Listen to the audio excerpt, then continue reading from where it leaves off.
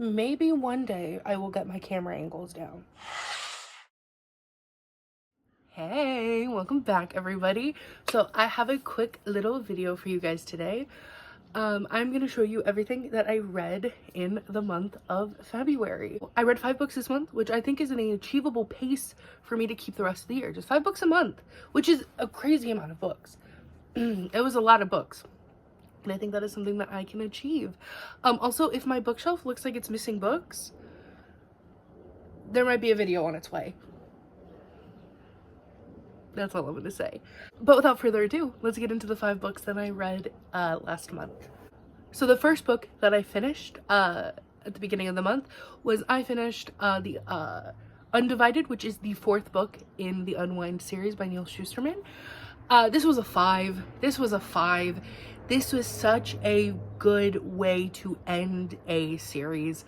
I think that it wrapped up beautifully. Hold on. It's so windy and the car. Was anybody gonna tell me that my beanie was covered in cat hair? Can I flip it? No. Oh no. Well, now that I pointed it out, I feel like that's all anybody's gonna look at, and I don't have a lint roller. So if you keep looking at that, you hate me. Maybe I'll get to talk about this finally. Maybe. Hey, maybe I'll get to talk about this. Like I said, this was such a beautiful way to wrap up a series. Neil knows how to end a saga, end a trilogy, and this was no exception. This was beautifully done. This series follows a world in which abortion is illegal. There is a war fought over it, and in order to eradicate and kind of come up with new ways, or like in the place of abortion, what happens is between the ages of 13 and 18, parents can choose to legally unwind their children, which is basically them getting stripped apart for parts, and they're not killing them, they're sending them to live on through other people. And the series takes you meet 3 characters in the first one, and throughout the series you follow them. You maybe follow new people, you maybe don't follow them, maybe they don't make it. All I'm saying is that this is a great conclusion to a lot of questions that are set up in the first and second book, and I highly recommend. I gave the first one and the last one 5. So this one was one of my favorites of the series, and this was such a great way to kick off the month. I had such a fun time. Literally cut to me fucking crying in the midway point of this book. I had such a fun time. I was sobbing. What? In depressing, very depressing, but I had a fun time ending a series that I liked. Hold on, gotta take a coffee break. I'm a little hoarse. Nay. I was too millennial. So then the next book that I read, I listened to it on an audiobook. This is House at the Bottom of the Lake by Josh Malerman. I had heard so many different creators, specifically on Book Talk. I don't think I've heard anybody else talk about it on any other platforms, but on Book Talk specifically, I had heard so many people talk about this book. Everybody had recommended this book because it was weird, because it was creepy, and all of those expectations. Crazy.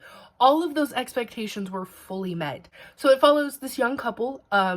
They are 16, 17, I think, and they are going on their first date. They're really nervous, and the boy takes the girl out on a lake, and they're canoeing out. He's borrowing his uncle's canoe, and they go to the first lake, and he goes, why don't we go see the second lake? And as they're on the second lake, it's quiet, it's perfect, they're having this really romantic time.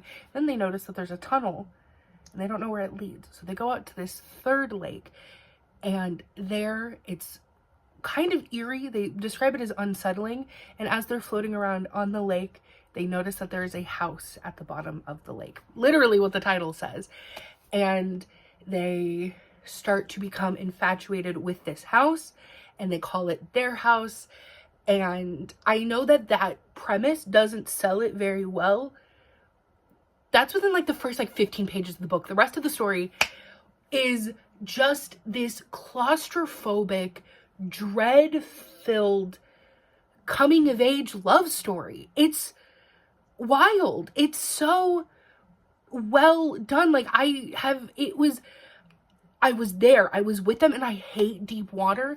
And there were some moments where I had to pause the book because I was so uncomfortable the whole time. It was so claustrophobic feeling. So it was weird. It was fun. The audiobook was great. I love when it's like a dual perspective and like the audio narrator changes. Both of the people that narrated for the couple were great. I loved it. I thought it was great. So everybody that recommended this book was correct. I either give it a 5 or a 4.5. Correct me up here, Tyler. I did rank it very high though. It was a very good book. So that was the second book that I read this month. You guys probably saw the video already. I did do a whole reading vlog of Divergent, but the next book I read was Divergent. And I won't get into it too much because again, I have the whole video, but this is a world where everybody is split up into different, it's like a dystopian world in the future where everybody is split up into these communities that are called factions. And it's basically where what you do for society and where a test has ranked you to be the best. And you really only can be one. Like that is the thing. You're either smart, brave, kind. See, I did it again. Selfless, peaceful, honest, intelligent, and brave. Those are the only options you can be in this world. And if the test deems you as more than one, you are divergent bad. And it follows a young girl who gets told that she is a divergent, and she picks a faction different than the one that she grew up in, and that is where the plot of the story starts. And she picks the scary, the brave faction, and she is finally realizing that the world is more corrupt than she thought. She did kind of have an inkling towards it, but now all of it is getting confirmed that the world is more corrupt, and you follow her journey into becoming one of the like brave factions. It is very cookie cutter 2012 YA dystopian fiction, and I think it was great. Well, okay, I think it was a great time to read. If you watch the vlog, I did give it a 3.5. I had fun. I had a good time reading this. I don't know if the book was great, but I had a good time. I will be continuing the series, but yes, this was the next book it was just so fun coming off of House on the Bottom of the Lake to this. Wild. Because it was about both of them featured two teenagers in love, and the relationship in House on the Bottom of the Lake was just hit a little deeper for me. All right. The fourth book that I read was Brother by Anaya Allborn. So I will be honest. I bought this book because I read Seed back in like 2021 or 2022, and I really liked it. So I wanted to try more from this author. That was something that I was very interested in. I read the back of this book, right? Let me read you the back of the book, right? Deep in the heart of the Appalachia stands a crooked farmhouse miles from any road. The Morrows keep to themselves, and it serves them well so far. When girls go missing off the side of the highway, the cops don't knock on their door, which is a good thing, seeing as what's buried in the Morrows' backyard. But 19-year-old Michael Morrow isn't like the rest of his family. He doesn't take pleasures in the screams that echo through the trees. Michael pines for normalcy, and he's sure that someday he'll see a world beyond West Virginia. When he meets Alice, a pretty girl working in a record shop in a small nearby town of Dahlia? That's what it is. In a nearby town of Dahlia, he's immediately smitten. For a moment, he nearly forgets about the monster he's become, but his brother Rebel is all too eager to remind Michael of his place. Now, when I read that in the bookstore, I cannot tell you why, but I thought that this was going to be a little bit more like tongue-in-cheek. I thought this was going to be a little bit more like Like, okay, I know that this sounds crazy. My brain reading that was like, oh, this is going to be like Tucker and Dale versus Evil. Like, it's going to be, horrific things are going to be happening, but it's not going to be gruesome. It's going to be readable. It's going to be a little more light. I don't know how I expected that, though. I don't know what I was expecting, because this TikToker, I think his name is Baker Reads, I think is what it is. I'll put his picture and stuff up here. He recommended it. He was also the one that I think he recommended it. Now that I said that so confidently, but I'm pretty sure that's where I got this recommendation from. And I know that's where I got the seed recommendation from. He only recommends books that are really fucked up, so I don't know where I thought that this wasn't gonna be fucked up. It was a wild time. Like, it was, and so something that people will say sometimes is, they're like, well, I saw the ending coming, so it was so predictable. I think that the author set up the story in a way that, like, made it clear what was happening, which isn't a bad thing. That shows a testament to how well she wrote these characters. And I will also say that just because I thought it was going to happen, like, I had a moment where I was like, please don't tell me that that's what's happening. Hey, please don't, there's no way I'm the crazy one for thinking that that's what's going to be happening in this. There's no way that somebody would fucking write that. No, she did. No, she did. And good for her. This might be entry level, but I will say I had a good time because I really was rooting for some of the characters, but this was gnarly. This was gnarly. I did tab one quote that I wanted to share because I thought it was really a beautiful, amongst all of this, it was a beautiful quote. Maybe someday after he'd heard one cry too many, he'd open his mouth to speak, but rather than words, screams would pour out instead. I thought that was a really cool line. So I read the back. You guys kind of know what this is about. If you need trigger warnings, this would be the time, because I think everything that people normally need in a trigger warning is in this book. Yeah. Read the triggers. I think I gave this a 4. I would read from this author more. I don't think I would recommend this for every single person, but I do think it was I'm happy I read it. I don't know if everybody should read it. So the next book I read, if you follow me on StoryGraph and you see that I technically finished this on the night of March 1st, I finished it at midnight, okay? I finished it like 12:02, so I'm counting it for February. The 5th book I read was The Hate You Give by Angie Thomas. Now, this book took me by surprise so pleasantly. I was nervous at first. Hey, I've tried, talking about this book feels weird because it feels like I should just say I liked it, and if you're white, you should read this too.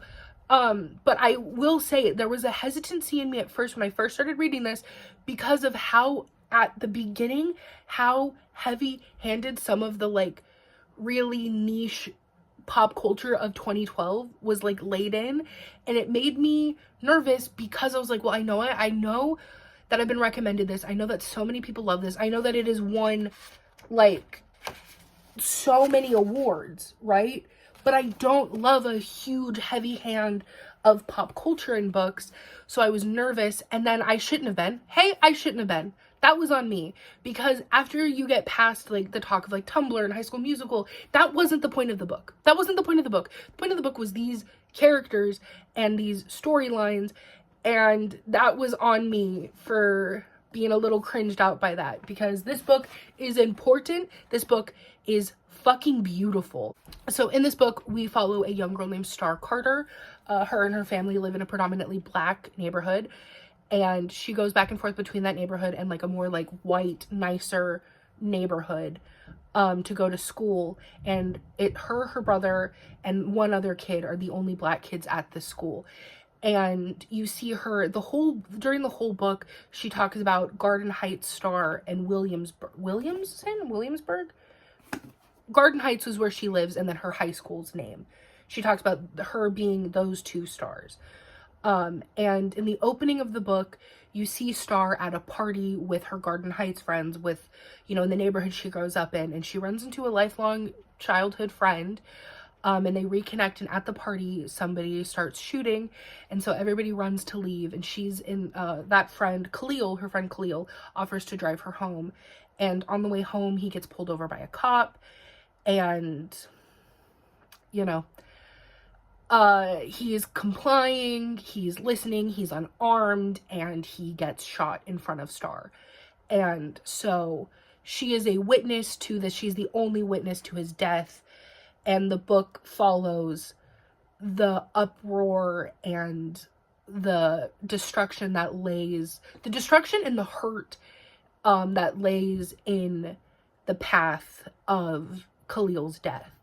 And Star being the only witness, she's pulled to trial, she's, you know, has to do interviews, and she's battling with herself on, like, what is too much to say. Like, I don't want to be hurt. I don't want people to know at my high school that, like, I knew this kid, and everybody's using his death in her Black neighborhood as an angry time to create change, and the kids at her white school are using it as an excuse to get out of school. And it kind of brings her to grow up little quickly in this book to decide what she wants to do and how she wants to handle this.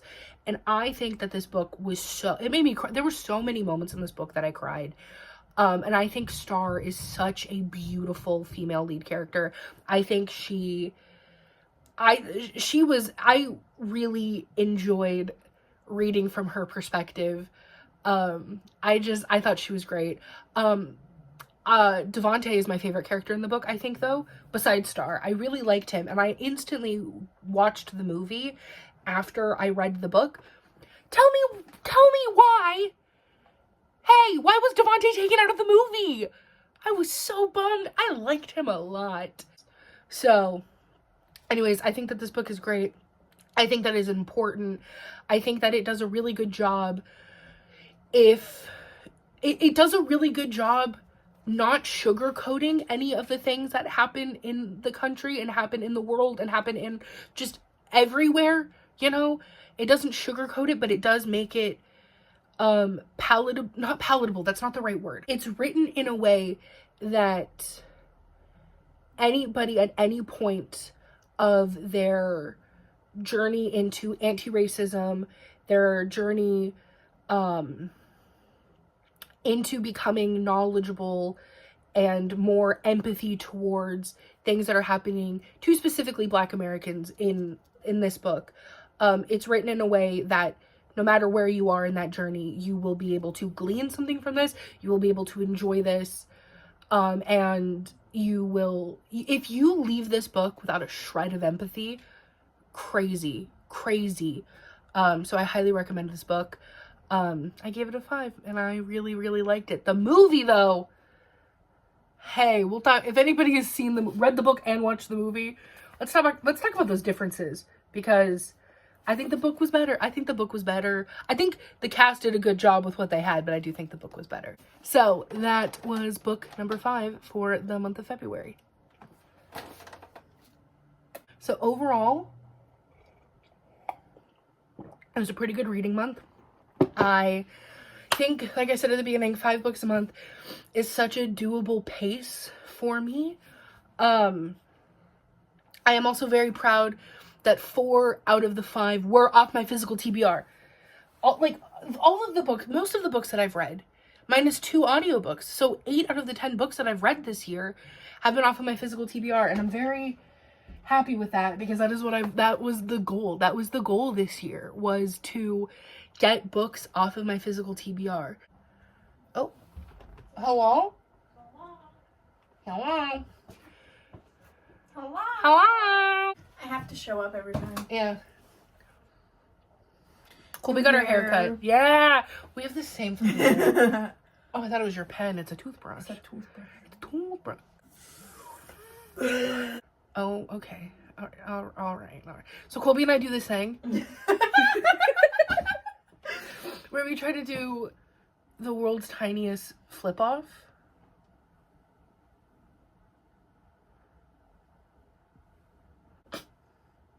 I realize how unfunny this is now. Just the. Oh, but wait. No, it's funnier. It's funnier when you're standing and like you just see this.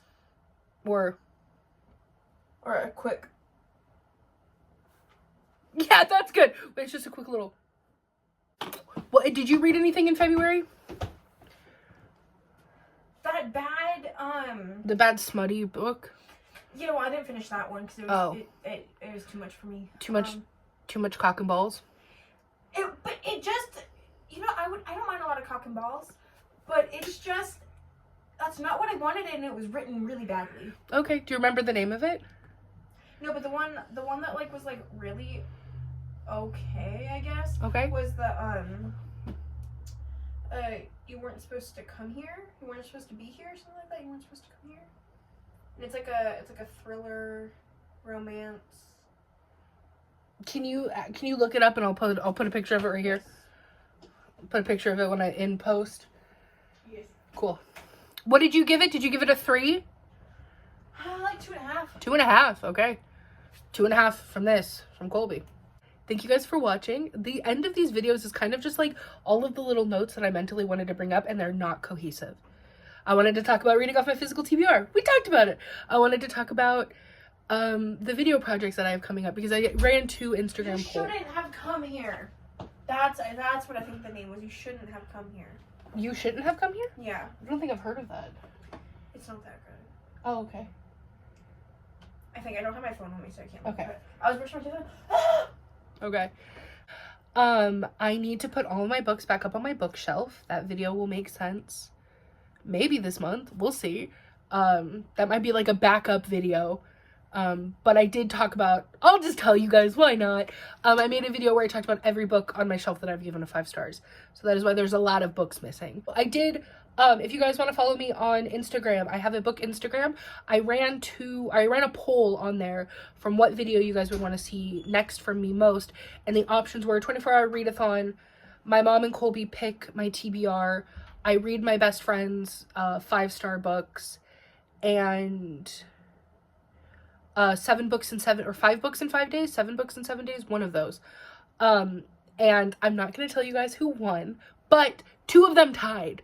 So I will be doing 2 of those videos, which is why there's going to potentially be a lot of books coming your way this month. But yeah, so I'm very excited. If you guys want to participate in any of those polls, feel free to go follow me over on Instagram. It is at AGhostWithABook is my bookstagram. I also have tylernicole.edu as my main account. You don't have to follow that one if you don't want, but you may if you would like to. But anyways, thank you guys again for watching. Maybe I'll finally actually fucking end this video. Thank you guys so much for watching. It has been a pleasure talking to you about the books that I read in February. I can't wait to check in with you in March to see what books I have read. And especially if you have read any of those books, or especially if you voted in my poll on Instagram, then I love you the most.